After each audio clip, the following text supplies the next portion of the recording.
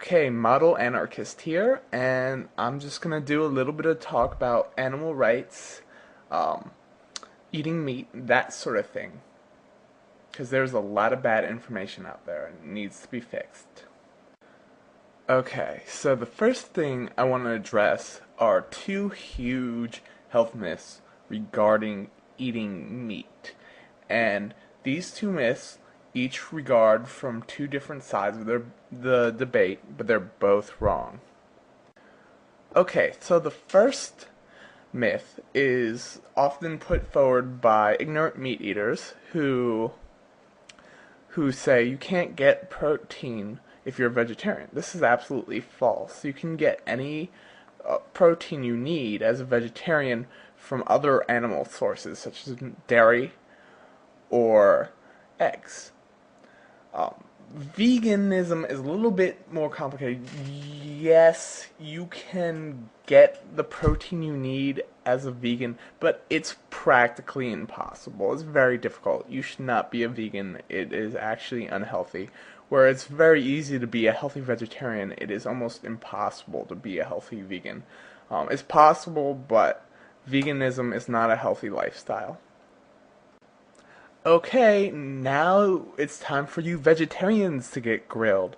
You're used to arguing against ignorant meat eaters, but boy, that ain't me.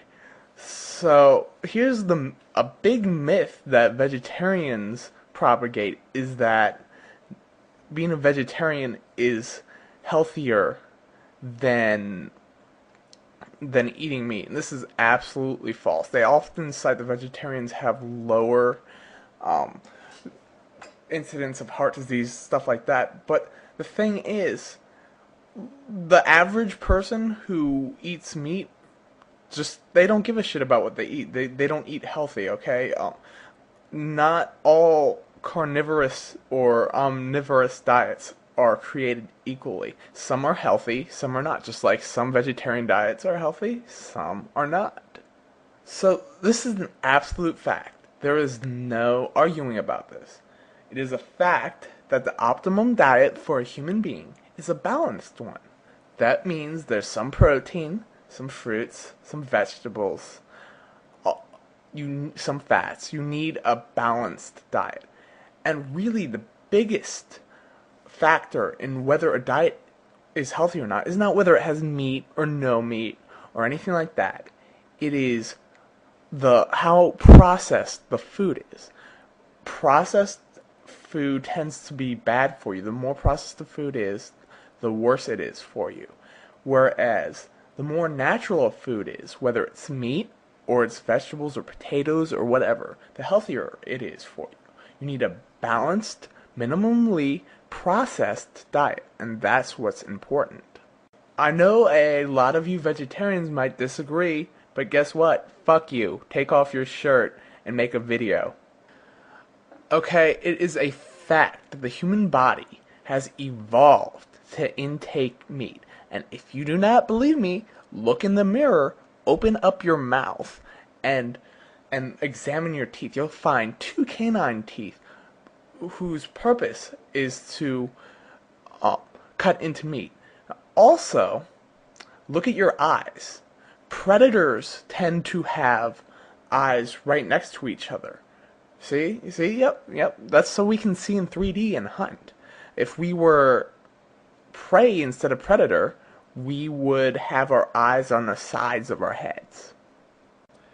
Now, let me just clarify something real quick. I do not mean to say we evolved with the purpose of eating meat, okay? Evolution has no purpose, it has no goals, nothing like that. I did not mean it like that. However, I meant that we evolved to be able to take in nutrients from meat and to be able to obtain meat. Okay, so now that we have all this health stuff out of the way, let's move on to the absurdity that is animal rights. Now, let me just clarify real quick. From now on, whenever I say animals, I actually mean non-human animals, although I am well aware that humans are animals too, as an animal is any organism that must intake other organisms to survive. Now, to begin with, I do not believe in morality, nor ethics, nor any of that type of bullshit, okay? But, hypothetically, let's say I did. Would animal rights or that type of thing, or equal treatment for animals, be justified? So, it is impossible. It is inherently impossible to give animals rights without inherently asserting that animals are equal to human beings. Let me repeat that.